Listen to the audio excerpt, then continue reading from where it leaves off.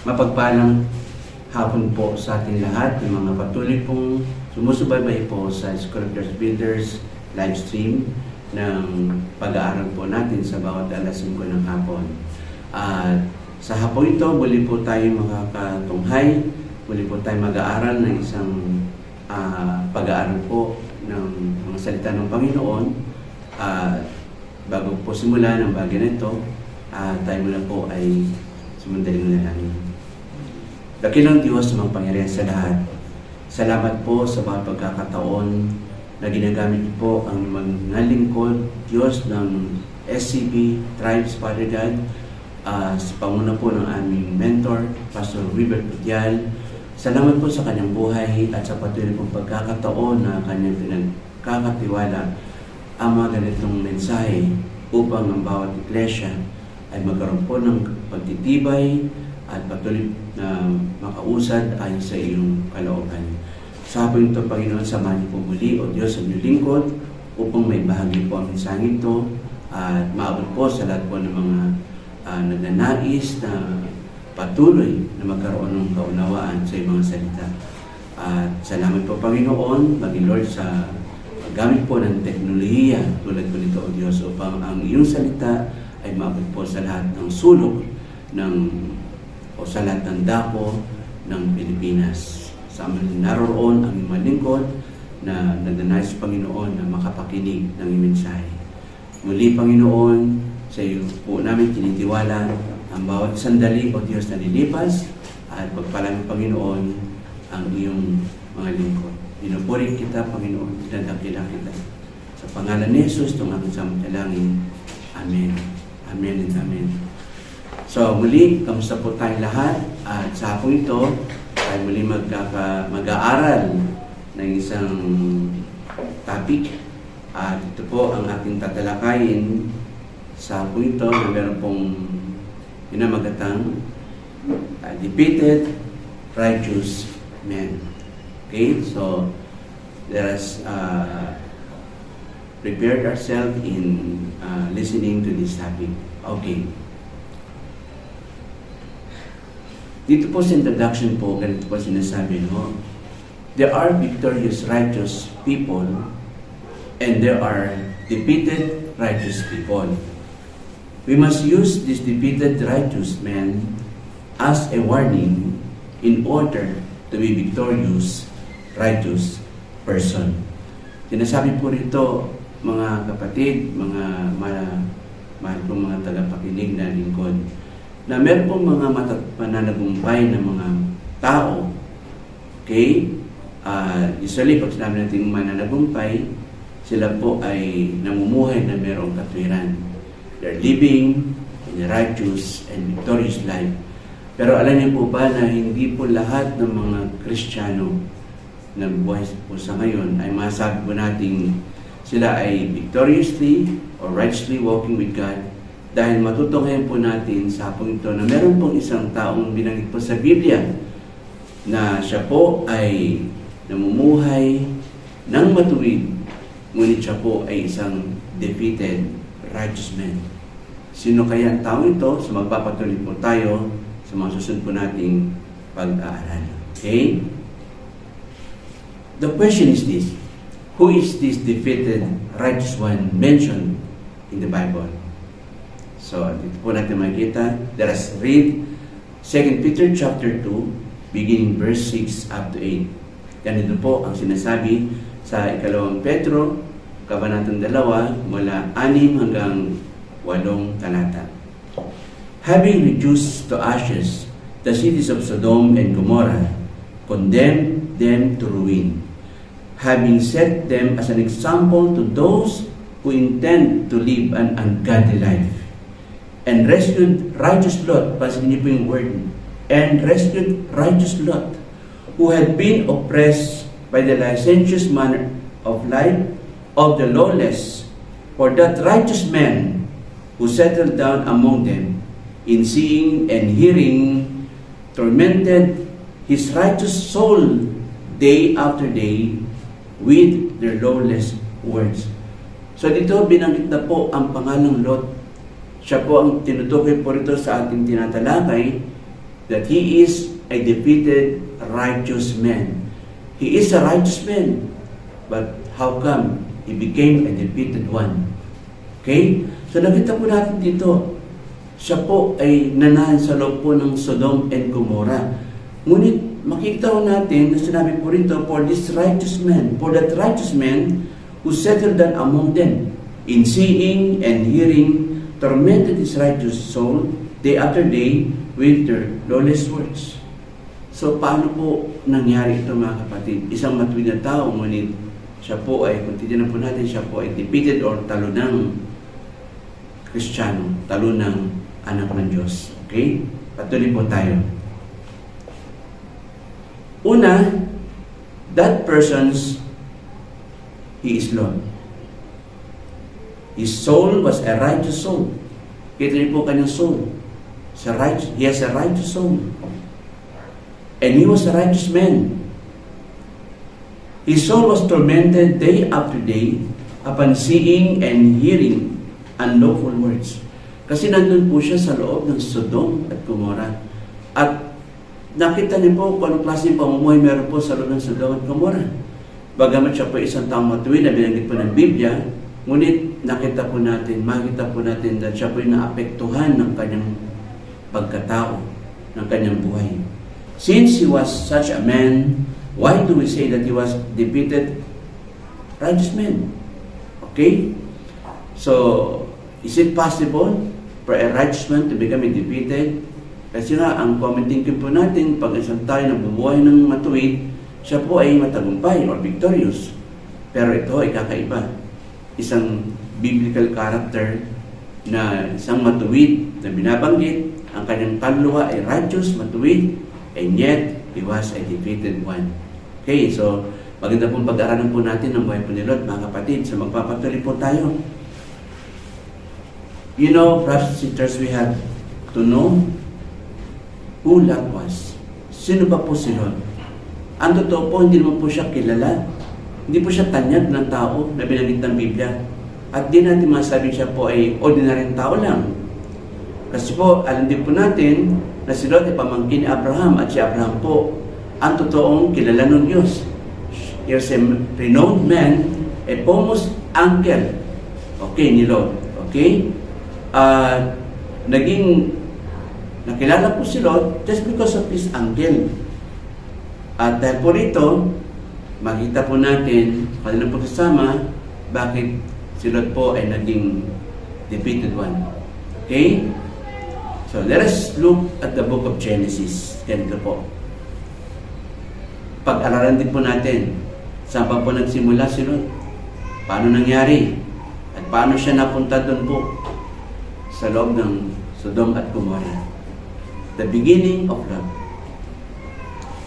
In Genesis 11, verse 31 says, And Terah took Abram his son, and Lot, the son of Haran, his son's son, and Sarai, his daughter-in-law, his son's Abram's wife, and they went forth with them from Ur of the Chaldeans to go into the land of Canaan. And they come unto Haran and dwelt there. Okay?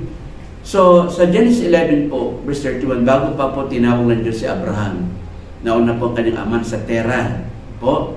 At si Terah po ay umalis.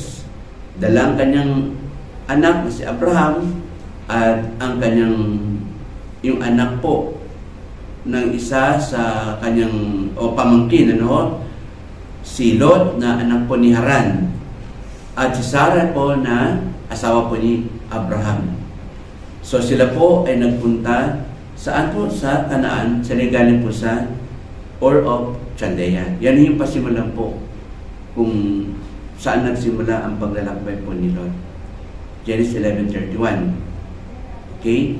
Then alam din po natin, pagdating po ng Genesis 11 o Genesis chapter 12, doon na po, nung tinawag po ng Diyos si Abraham, sinabi ng Diyos kay Abraham, dinsanin mo ang bahay ng iyong ama, ang iyong mga kamag-anakan, at pumunta ka sa lupaing ituturo ko sa iyo. At doon, malinaw po na sinama po ni Abraham ang kanyang pamangkin na si Lot. But in the first place, hindi po dapat kasama po si Lot doon. So, meron pa rin pong kaugnayan po ang mga buhay po ni Lot, no? Dahil po sa mga talatang babasa po natin sa Acts chapter 7, beginning verse 1 to 4, ganito po ang sinasabi. The high priest said, "Are these things so?" And he said, "Hear me, brethren and fathers. The God of glory appeared to our father Abraham when he was in Mesopotamia, before he lived in Haran. And he said to him, leave your country and your relatives and come into the land that I will show you." Then he left the land of the Chaldeans and settled in Haran. From there, after his fathers died, God had him move to this country in which you are now living. Ito po, itong Acts chapter 7 po, ito po ay sinasaysay ni Stephen ho.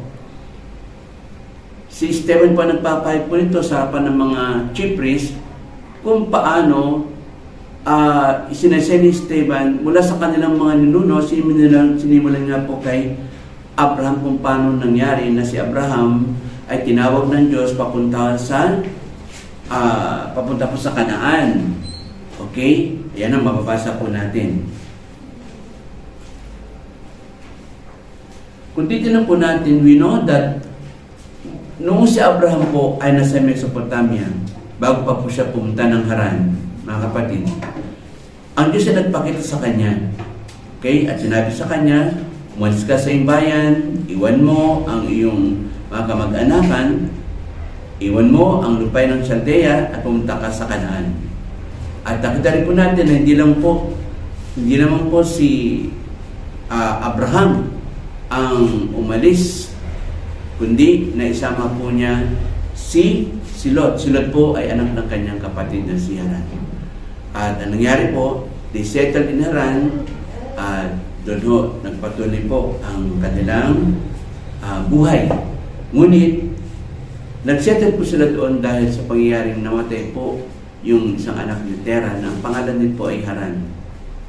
Okay, so meron pong remarkable event na nangyari po doon. And that city is called Haran na kapangalan din po ng kanyang anak na namatay. Okay. Lot followed his uncle when he left Ur for Canaan, because his uncle said that Ur of the Chaldees was a place of confusing morality that had been condemned by God, and that they had to go to Canaan because God had called them to leave Ur. Okay. So, dito po ay sinasabi mga kapatid na sinundan po ni Lot ang kanyang amain na si Abraham.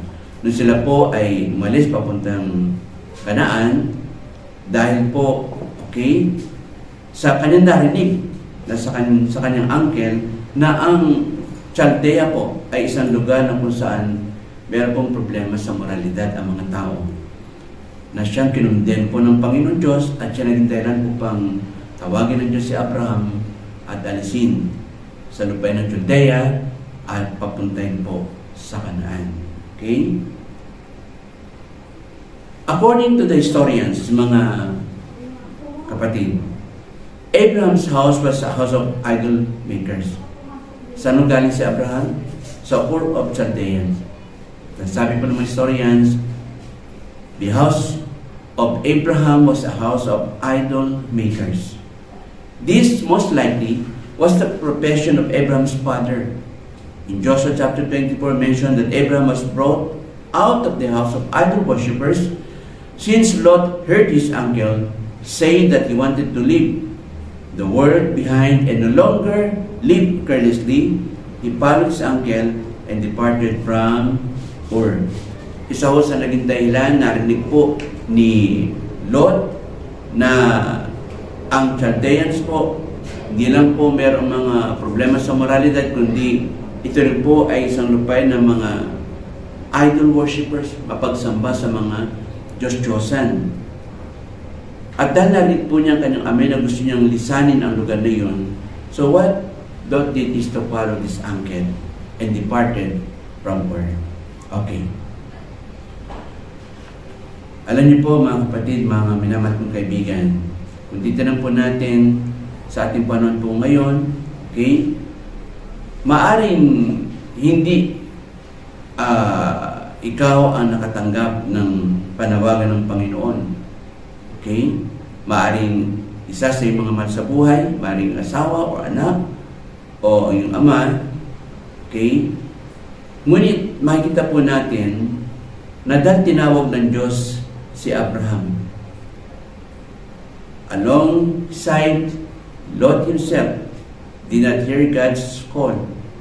Hindi ang tumanggap po ng pagtawag po ay si Abraham. Hindi ito narinig po ni Lot. Hindi si Lot po tumanggap ng pagtawag ng Diyos, kundi ang kanyang amain, si Abraham.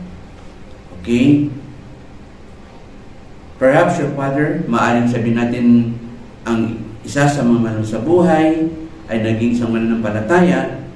So, ibig sabihin, kung sa isang sambahayan at mayroon sa mananampalataya, ay pwede rin pong ang pananampalataya ito ay maisalin din po natin sa mga mahal natin sa buhay. Just like Lot, si Abraham po ang tinawag po ng Panginoon. But because Lot was there, because Lot followed his uncle, so we can say na he was influenced with the life of Abraham who called by God.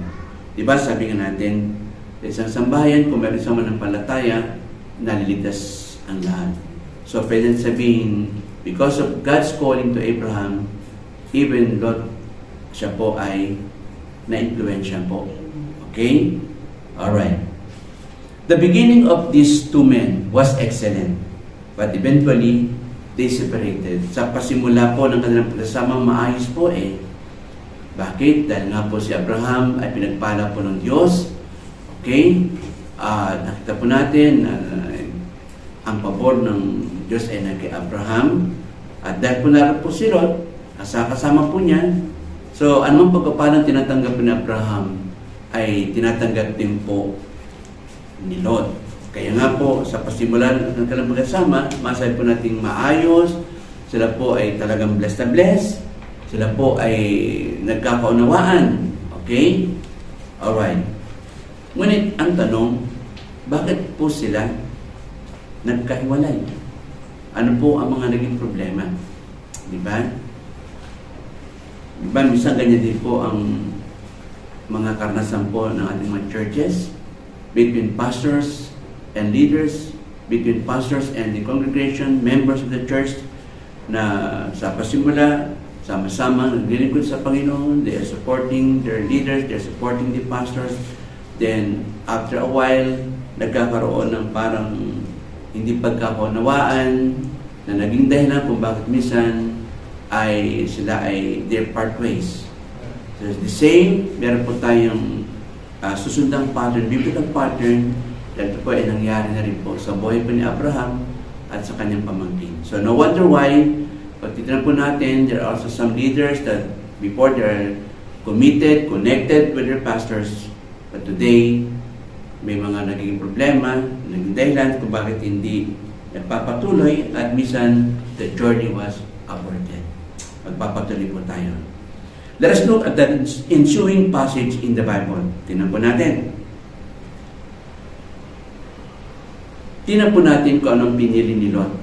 Dahil dumating yung panahon, mga kapatid, na sila po ay nag-away na ho. Ang kanilang mga pastol ay nagkaroon ng mga diskusyon at talagang they need to decide. No? Abraham need to decide on it. Tingnan po natin. In Genesis chapter 13, verse 5 up to 6, ganito po sinasabi, and Lot also, which went with Abram, had flocks and herds and tents. Kita niyo po, si Lot, na sumama sa kanyang amain, eto na, nagkaroon siya ng mga alagang hayop. Nagkaroon siya ng mga tolda. And the land was not able to bear them. Lumaki na po ng mga inalagang hayop. So, ano nangyari? Hindi na sila magkasya. That they might dwell together, for their substance was great, so that they could not dwell together. It is easy to bear suffering and distress together. So, nakita niyo po, Dito pa lang makikita po natin. Sa kanilang pagkasama ng una, okay po sila, maayos. Pero dumating yung panahon na dumami na po ang kanilang mga alagang hayop, di na magkasya sa mga, sabi natin, mga space o lupa na kanilang pinagsasakahan o kung saan nanghihinay kanilang mga tupa, kanilang mga hayop. Ito na po ngayon, nagkaroon na po sila ng kailangang mag-design. Okay? So, anong pinili po ni Lot? It is more difficult to be in comfort together. The two men left Ur together and went to Canaan. This was very good, and God blessed them. Their possessions multiplied. However, problems arise as soon as possessions multiply. Okay? If I have a place to live, you will not have the same place to live. If you have a place to live, I will not be able to have the same place. Tignan niyo po It is more difficult to be in comfort together. These two men left all together and went to Canaan. Noong una, sabi nga, this was very good. And God blessed them. Dumami ang kanilang mga ari-arian, mga hayop, pero kasabay naman po noon, habang lumalaki ang kanilang mga inalagang hayop, nagkaroon na po ng mga problema. At ito na po, kailangan po talaga silang maghiwalay. The Bible says, yung kanilang mga pastor po ay nag-aaway na.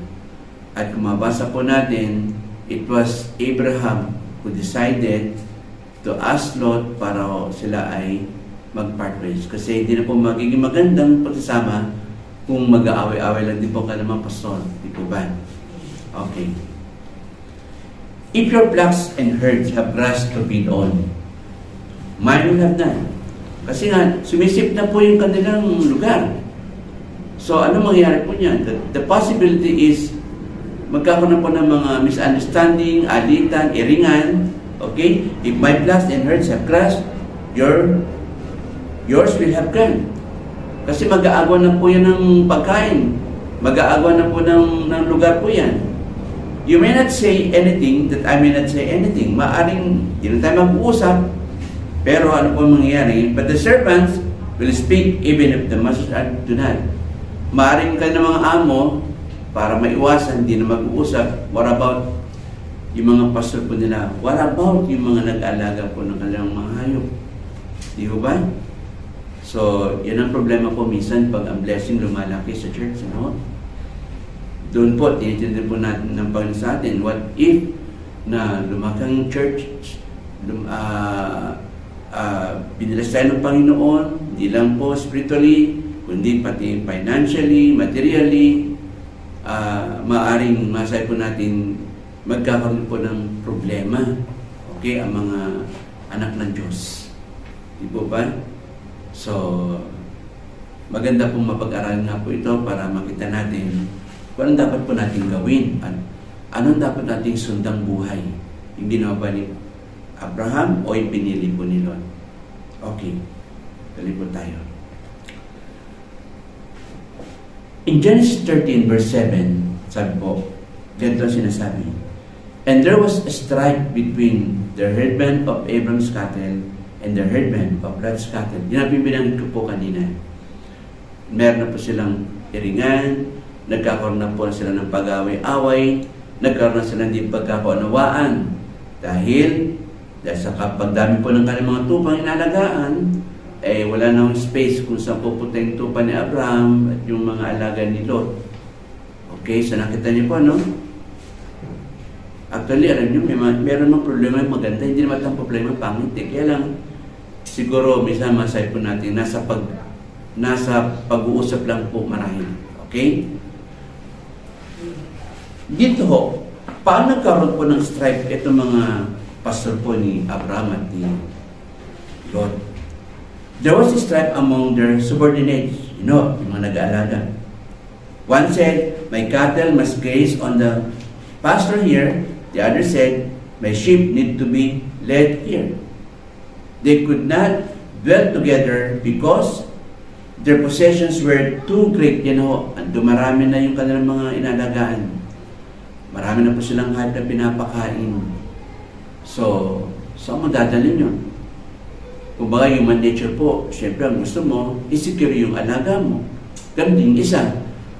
Kung walang magbibigayan, ay mag-aaway po talaga. Kaya nga nagpasya po si Abraham. Pinagpasya niyang bagay na to para umayos po at hindi dumating na sa puntong baka magpatayan po yung mga pastor po nila. Okay? So, many people can live or of the Chaldean together, but trouble begins to happen once they get to Canaan. Alam niyo, minsan sa ating mga karanasan, no? Pag wala pa kayong tinatangkilik ng mga bagay, wala pa kayong dinidiskusyon kasi wala naman kayong pag-aawayan pa eh. Diba? Pero pag ito na, dumating ng mga blessings, okay? Lumalaki ng mga property mo, ganun, and other things, yun nagiging problema lalo pag may kasama ka, na kung titinan po natin, hindi naman dapat kasama sa journey. Kumbaga, sumabit lang. At minsan, mas magaling pa yung mga sumasabit kaysa yung totoong tinawag. Di ba? Hindi mawala po yung minsan eh. Pero, let us look at the biblical patterns example para magkaroon po tayo ng understanding at lalo tayong magkaroon ng learning na sa mga dating na panahon, magkaroon po tayo ng adjustment. Okay? Alright. Alam niyo sa Biblia po, no, nabanggit po ng Egypt, nabanggit po ang Chaldeans, nabanggit po dyan ng may mga biblical places po na merong kahulugan po yan. Dito ho, many places in the Bible symbolize the word. So, tinan po natin sa isa nun. Una, the Ur of the Chaldeans symbolize the confusion of the world. Yung Chaldeans po, ang sinisimbolo daw po nun ay ang kaguluhan sa mundo. Po ba? Secondly, Sodom and Gomorrah symbolize the pleasure of sin and the evil of the world. Kasi nga, kita po natin mga taong nakatira po doon. Sabi nga na ilan, doon galing daw yung mga LGBT. And remember, kung bawasan po natin yung kwento po regarding kay Lot, right after na siya po ay isisave po ng mga anghel na pinadala po ng Panginoon. Diba, pinalibutan po ng mga lalaki, bata matanda, yung bahay ni Lot, pinalalabas yung mga anghel na roon para sipingan. Just imagine. Napakatindi po ng immorality po doon. Okay? So, whenever the place Sodom and Gomorrah ay na-mention po sa Bible, sa panahon po natin, it symbolizes the pleasure of sin and the evil of the world. Kumbaga, sa panahon po natin, yan po yung mga tinan po natin. May mga sinisimbolo po yan, no? Okay. Thirdly, Egypt symbolized the fact that the world is under the authority of Satan. Nung ang mga Israelita po ay nandun po sa Egypto at ang naroon po ay si Parao, makita po natin bakit po inutusan ng Diyos si Moses para iligtas ang mga Israel sa kamay ni Parao. Meron po sinisimbolic po ang mga bagay na yun. Pero symbolize Satan himself. Sa panahon po natin, Egypt symbolize the world today. Okay? At nakita natin the Israelites symbolize the children of God sa ating panahon. So, ano ang narasan po nila? Slavery or labor. And they cried out to God. Sa panahon po natin, tinanin po maraming anak ng Diyos ang alipin ng trabaho at napapalayo na po sa Panginoon. Okay? And behind that, ano po natin? Wala iba kundi ang kaaway ng Diyos. These three places symbolize the world. But each symbol has its own unique emphasis. Again, the Ur of Chaldea symbolize the confusion of the world. Today, di ba? Di mo na alam kung saan ka pupunta, di mo na alam kung pakikinggan mo. Even the believers are now confused. And dahil may mga deception, natawag, pandaray ng kaaway. So, Sodom and Gomorrah symbolize the pleasure of sin and the evil of the world. Diba? Yan po yung, alam po natin, kumbaga, pag sabi sa Sodom and Gomorrah, your thought is as good as mine. Kung ano yung naisip mo, yun. And Egypt symbolize the fact that the world is under the authority of Satan. In 2 Corinthians chapter 4 verse 4, the Bible says that the God of this world blinded their minds that they may not see, the power, the kapangyarihan, the power of the gospel, okay, through our Lord Jesus Christ. So, sana po meron po tayong mga napipicture po sa mga tinatalakay po natin. Okay. In Genesis chapter 13, verse 8 to 9, ganito po sinasabi.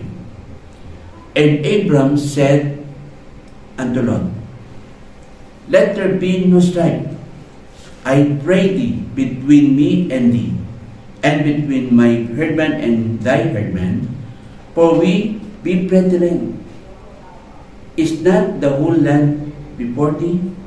Separate thyself, I pray thee, from me. If thou wilt take the left hand, then I will go to the right. Or if thou depart to the right hand, then I will go to the left. Ito na po yung pag-uusap na po ni Abraham at ni Lot. Sabi ni Abraham kay Lot, okay, huwag tayo mag-away. Pamangkin kita eh. Uncle mo ako. Sabi ni po ni Abraham, no? At huwag sana magkaroon ng pag-away ang ating mga pastor. Okay, dahil hindi ba ang buong lupa ni atin? Sabi ni Abraham sa kanya. Pero si Abraham po nagpa siyang maghiwalay tayo kasi nga nagkakagulo na po sila. Sabi ni Abraham sa kanya, kung pipili mong kaliwa, akin ang kanan. Kung pupunta ka sa kanan, akin ang kaliwa. You see? So yun ang yung dahilan kung bakit sila po ay naghiwalay. Okay? Alright. You know, one reason Christians fall is that they cannot dwell together. Isang dahilan daw po kung bakit ang mga manampalataya sila bumabagsak dahil hindi sila pwede magsama. Halimbawa po, ang example ko po rito, may mga na-encounter po ko ng mga from denomination, halimbawa, the Baptist, they cannot go along with Christians who are, sila po yung matutulong ng Pentecostal. Bakit po? Because Pentecostal churches or brethren, they are speaking tongue. They speak in other tongues. For them, it's a gift of the Holy Spirit. In-exercise po talaga nila yun. Samantalang po ang Baptist, lalo po yung mga tinatawag na po na ano ba yun, yung mga makalumang Baptist, ang tawag dyan? What's the term that? Yung mga conservative, okay? Baptists are not, they are not speaking tongue. Hindi na ho, in-exercise po yun. So, paano mo ngayon sasamahin dalawa? Sabi ng isa, they are not exercising dahil for them, speaking tongue is not from the Lord. Sabi nila parang something demonic. While the speaking in tongue Christians naman, they also believe that these are gifts from God. So, you see, ito ang nagiging dahilan po kahit sa panahon po natin. Diba? Because of denominations, organizations, you see, hindi sila makapag-work ng pwede sila natin magkasama. That is why, alam niyo po, churches must not be what? Competitors. They must be contributors with one another. Kasi one body of Christ na naman po tayo. The moment you realize that you cannot live with other Christians, you'll find that you can no longer communicate with them. Siyempre, kasi meron ka ng feeling of parang aloof ka na. Parang feeling mo, hindi mo sila pwedeng pakibagay kasi iba yung faith nila, iba yung kanilang kinikilala, iba yung kanilang paniniwala. So kung ganun ka rin sa kanila, ay hindi na kayo pwede magsama. Pero nakakalungkot po sa panahon po natin na even the body of Christ ay parang masabi pong parang divided. You see? Maging sa itong coming election po natin, hindi kaila sa atin na iba-iba po ang sinusuportahan ng mga Kristiyano. So, hindi po talaga tayo solid. So, tulad po ng pangyayari po dito kay Abraham at kay Lot, hindi sila magkaunawaan na dahil marami na po silang Marami na po silang pag-aari at nag-aaway-away na rin po yung kanilang mga pastor. Whenever you say that Christians are worse than your relatives, you will become afraid to see them. You see po, no? Whenever you say that Christians are worse than your relatives, you will become afraid to see them. Kita niyo po? Ano po implication po nun? Kung sinasabi daw po natin ng mga mananampalataya, no, mga ay mas worse pa sa mga kamag-anak po natin, ay parang hindi nga magandang pakinggan. And it creates what? It creates divisions, it creates what? Chaos. So, walang magtatagal po talaga. But I do believe hindi po yan ang plano ng Panginoon. Hindi po yan ang disenyo ng Diyos sa kanyang katawan. Okay? We are one body in Christ. Okay? This is evidence that something has gone wrong with our spiritual life. Whenever you find that you cannot get along with other Christians, that is the time when you're being defeated. Ito daw po, no? The moment na nakakaramdam tayo ng parabang hiwalay tayo sa iba, na parabang mayroong division, na parabang hindi natin sila pwedeng pakisamahan, ito ho isang tanda na tayo parang silot. We are a defeated Christians. Maliwanag po ba? So, ano po ang dapat po natin gawin? Hindi po dapat maging dahilan ng mga bagay na ito. Di ba? Hindi po dapat maging dahilan para mag-away-away tayo, magkaroon ng paghiwalay, diskusyon. Okay? Dahil tayo tinawag ng Panginoon sa bigkis ng pag-ibig. Hindi po dapat maunawa ng bawat isang tinawag po ng Diyos. Kita niyo po kung titignan po natin, mga kapatid, sa ating binabasa about Lot and Abraham. Why Lot was called a righteous defeated man. Kung titignan po natin, all the blame was with Lot eh. Bakit? Una, Abraham was the head of the family. Siya po yung pinaka-leader ng grupo. Lot was a young man. Subordinate lang si Lot. Bata pa. At tanda natin, hindi naman sila tinawag, kundi ang kanyang uncle. Lot gained his inheritance through his uncle. Totoo po. Yung mga blessing po na dumating kay Lot is because of his uncle's favor with God. Diba? Ano pa? He should not have allowed his herdman to strive with Abraham's herdman. Kasi ikaw nga yung, kung ba ikaw yung sumama lang, hindi ka naman dapat kasama talaga. So, kumbaga ikaw dapat makisama ng maayos. Di po ba? Pero anong nangyari, parang ito pang mga pastor ni Lot ang nagka-problema kay Abraham sa kanyang mga pastor. At parang si Lot pa may kumbaga may guts para magreklamo. With Abraham, there was no strife. Totoo po, kung si Abraham po ang pag-usapan po natin, walang problema kay Abraham. That is why all the blame was with Lot. Ang talagang makikita po natin si Lot may problema. Kung meron man tayo nakita naging problema ni Abraham, ako ang nakita ko lang po doon, dahil sinama niya dapat hindi isama eh. Diba? Maliwanag po ang sinabi ng Diyos sa kanya, leave your father's house, your relatives. At hindi natin, wala ko na mabasa sa Biblia na pinaalis o para bang pinabalik ni Abraham si Lot doon sa Chaldea. Kundi, tinanggap na lang niya marahil para makasama sa journey. So ito ngayon ang naging problema niya po ngayon. Pero isa lang po yan, samantalang kay Lot, nakita na po natin maraming mga negatibong bagay na nangyari. With him, there was always the victory. Kay Abraham po, walang problema po. Kung si Abraham po ang pag-usapan po natin, although he's not a perfect man, pero masasabi po natin, mas maayos po kasi Abraham po sana ang ating pag-uusapan. Pero dahil ang topic po natin sa about Lot, so ang na-focus po natin yung kanyang mga ginagawa, attitude, character. Okay? That's why the Bible called him a defeated righteous man. Okay, tuloy po tayo. In Scripture, Genesis chapter 13, verse 10, ganito po sinasabi, And Lot lifted up his eyes, no? Tinas ng kanyang paningin, and behold, on the plain of Jordan, that it was well watered everywhere.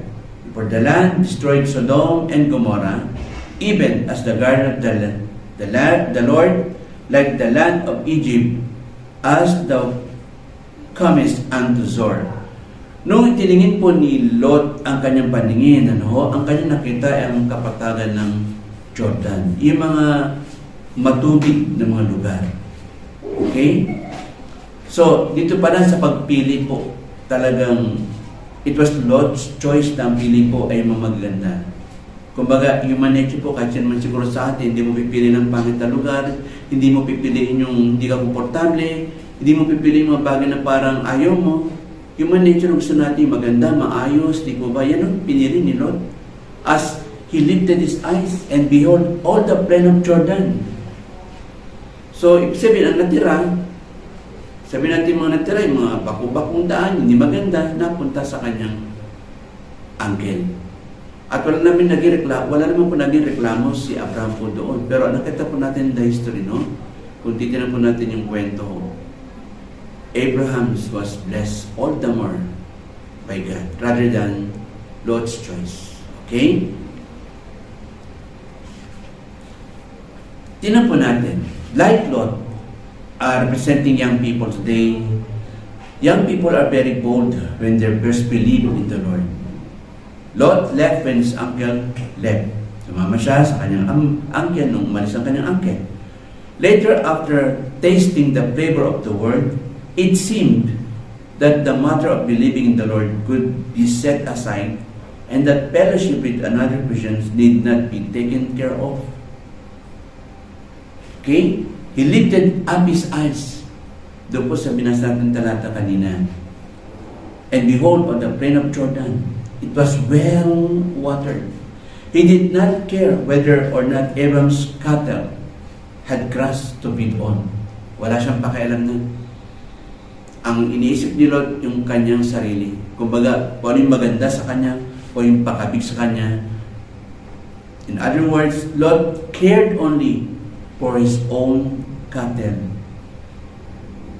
Sa ating po mga paglalaraw mga kapatid, lalo po sa mga young people today, may mga kabataan po na simula ay masigasig na maglingkod sa Panginoon dahil maaring meron silang mga kamag-anak na isang mananampalataya at sila po ay na-impluensyahan.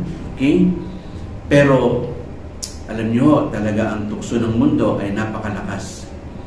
Minsan ang mga kabataan, may mga taong sa simula ay maayos, kasama sa ministry. Then later on, makita mo parang meron ng panlalamig, meron ng mga paglalayo. Di ba?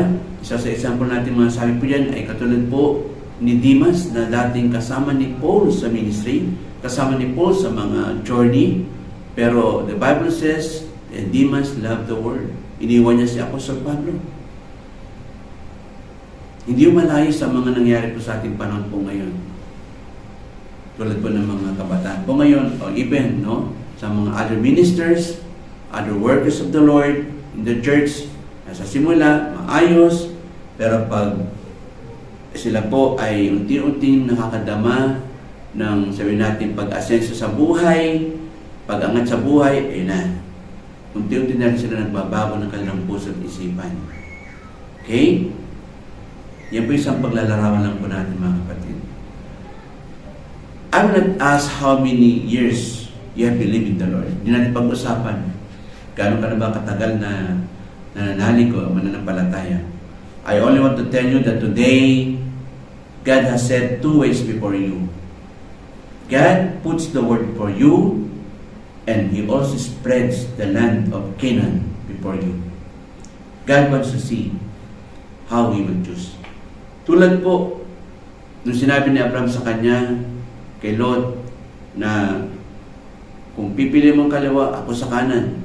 Kung kukunin mo yung kanan, ako sa kaliwa. And Lot lifted his eyes at nakita niya ang plain of Jordan.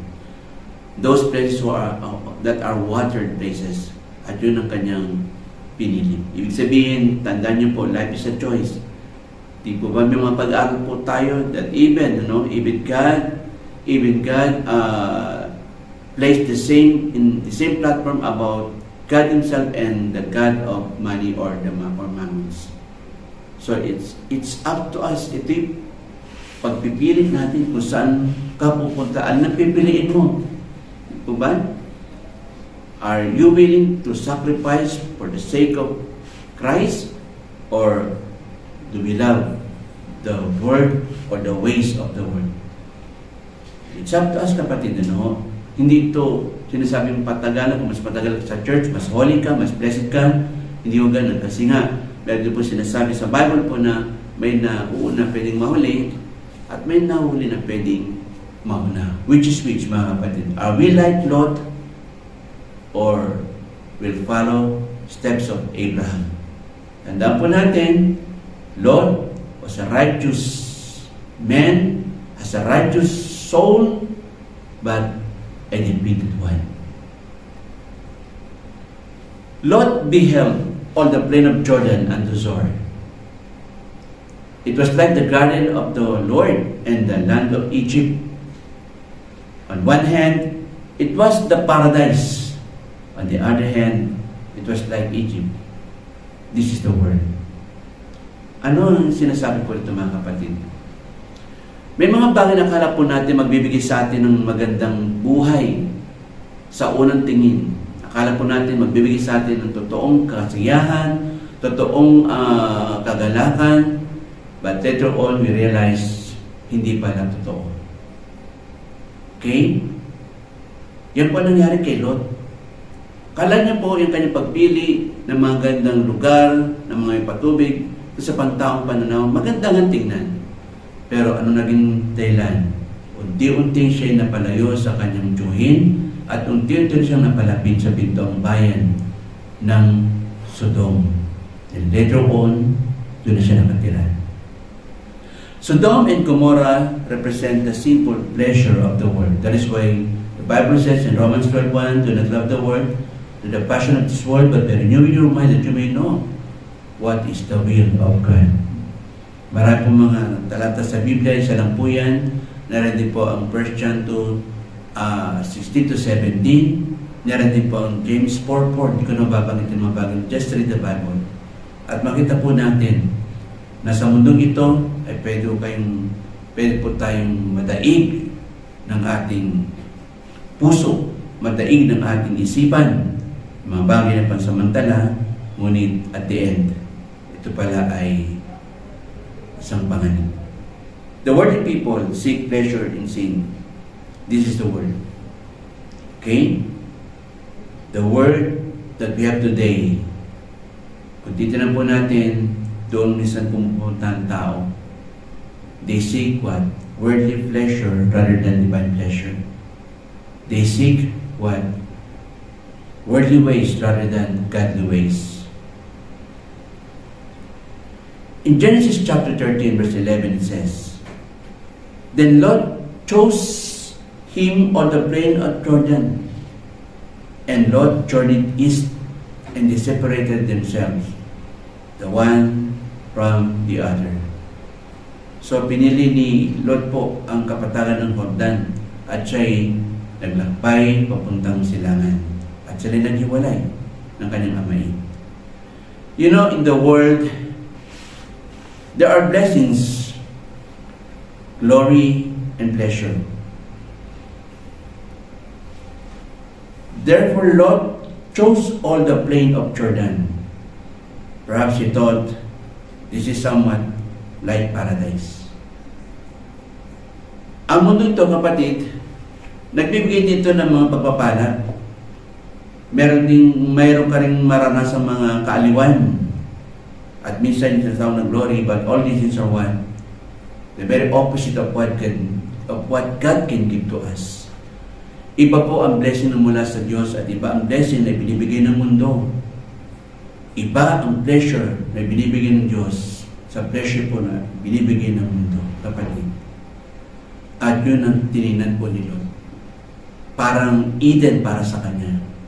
Pero kung titinan po natin, ito pa rin naging Egypt sa kanyang buhay. Meron din po ba tayong ganyan makaranasan, mga kapatid ko? Akala mo ay nandun ka na sa Eden, pero you realize it's a wrong choice pala ang ginagawa natin. Lot chose him on the plain of Jordan, and Lot journeyed east. Journeyed east was to move toward Sodom. Yan na po yan. Dahil pinili niya ang silangan, ito po ang magdadala sa kanya, unti-unti, papunta saan? Sa pintuang bayan ng Sodom. This was the fall. Nakita niyo po yun? Gradually, hindi naman po yung biglaan. Since he made this choice, he was able to move east gradually. Ayan po. No one succumbs to sin in one day. Okay?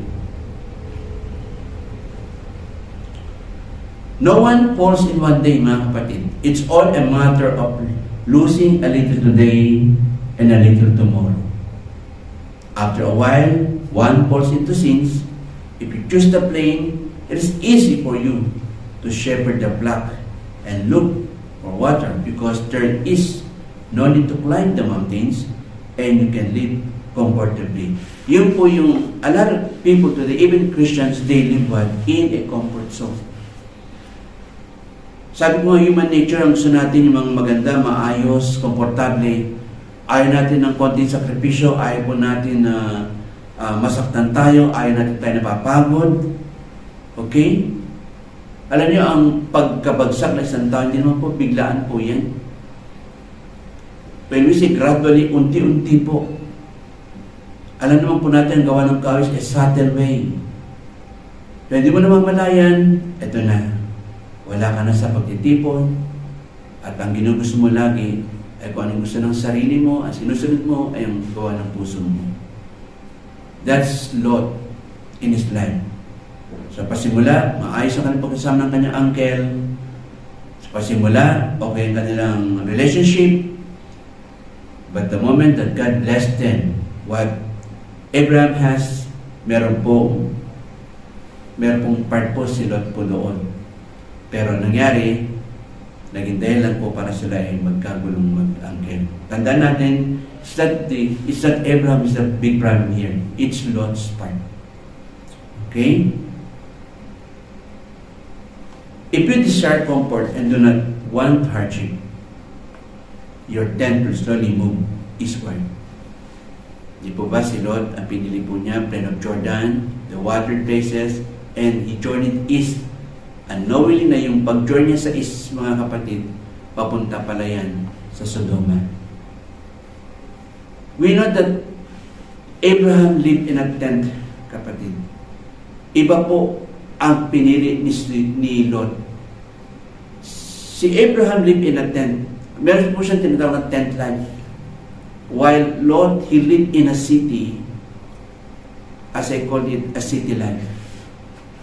Pag sinabing tent life, alam po natin ng tolda, madaling ayusin when pag tinawag ka at sinabing pumunta ka sa ibang lugar, madaling iligpit po ang tent madaling iayos. Pero ang isang nakatira sa syudad, na nakatira ka isang bayan ng konkreto, paano mo yan titibagin? Paano mo yan iiwanan? So nakita niyo po, sa buhay pa lang ng dalawang ito, may kita natin ng malaking pagkakaiba.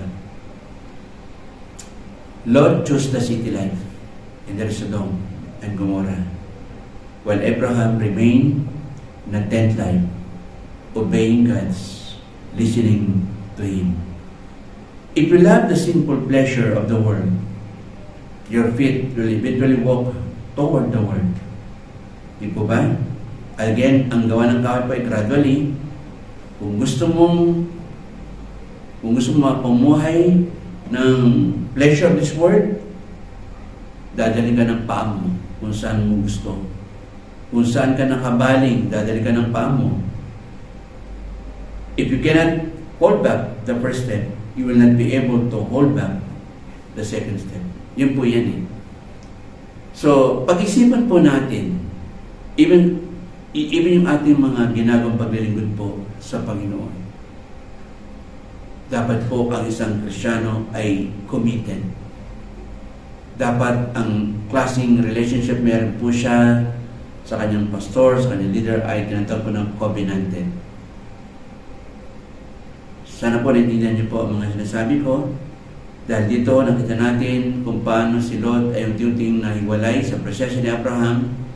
Naging dahil ng kanyang pagkapahamak unti-unti. Nung una, siya na siya pinto ang bayan ng Sodom, but later on, nandun na pulo siya mismo sa syudad ng Sodom. Diba, nalala niyo po isang kwento na siya ay siya po ay nirescue ni Abraham. Nasaan siya po? Binigyan po siya isang hari ng Sodom. At naroon po siya sa Sodom, nasumpungan. Yun po yung mangyari po din sa ating mga mananampalataya sa ating panahon po ngayon. Okay? So, tingnan po natin. Let's watch out ourselves, mga kapatid. Bantayan po natin ating mga sarili. Kasi it can happen to us. Kaya natin ay tuloy-tuloy ang ating paglingkod, pero pag dumating na yung mga ganitong klaseng minsan, yung blessing, isa naman, yung mga pagsubok, ay baka po tayo matulad din po nila. Since your heart leans toward the world, you cannot keep your feet from walking toward the world. Since your eyes fixed on the world, you cannot safeguard your feet from treading upon the world. Kasi kung saan, alam po, minsan po sabi nga, kung nasan yung puso mo, sumusunod kung ang yapak mo eh. Di ba? If you have chosen the world, you will not be able to keep your feet from walking in the world. Kaya nga po, tayo ay pinagbabantay ng Panginoon sa ating mga pagkilos, sa ating mga pagpaplano, sa ating mga paggawa. Kasi ang kaaway po, like a roaring lion, ready to devour us. Even our mind, the Bible says, renew your mind daily. Do not love the world or the passion of this world. So, is it possible? Possible po na tayo mga Kristiyano ay maaaring mawala din sa paglilingkod sa Panginoon at maaaring mapatianod po tayo sa sistema ng mundong ito dahil sa mga patibong na inalagay ng kaaway. Akala po natin maganda, akala po natin yun ang totoong kaligayahan, totoong magbibigay sa atin ng pag-asa, and later on we realize we failed. In Genesis chapter 13 verse 12, ganito po ang ating mababasa.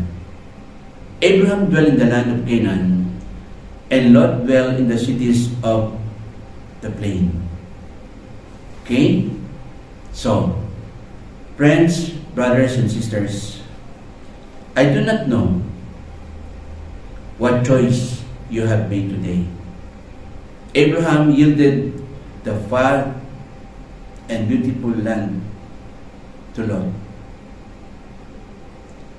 He remained in the land of Canaan, the land which God called him.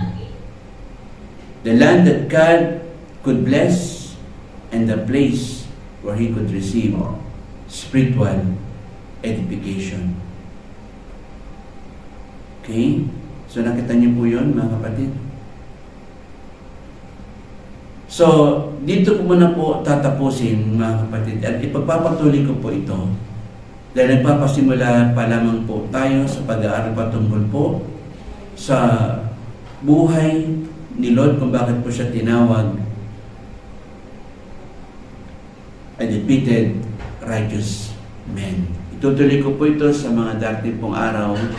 So, I hope na sa maikling oras lang po ng aking pagbabahagi ay meron din po tayong nakitang mga dapat baguhin sa ating buhay, dapat po natin i-priority, i-focus, at kung ano mga hindi dapat natin gawin habang tayo po ay naglilingkod po sa Panginoon.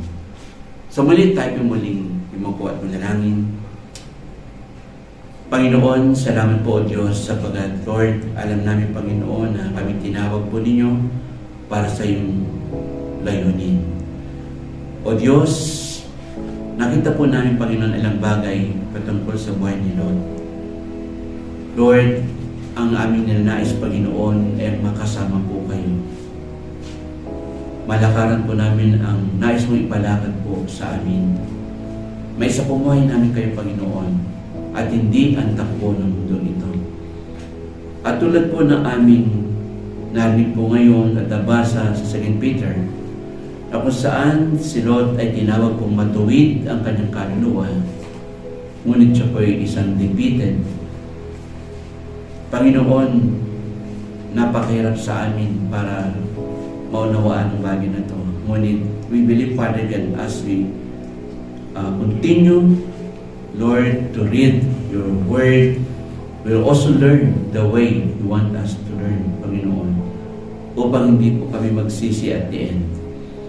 Lord, alam namin, Panginoon, na ang mundo ito ay maraming kaparaanan. At ang kaaway o Diyos ay nariyan upang hanapin at gawin ang mga bagay ninyong marapat sa iyong mga anak.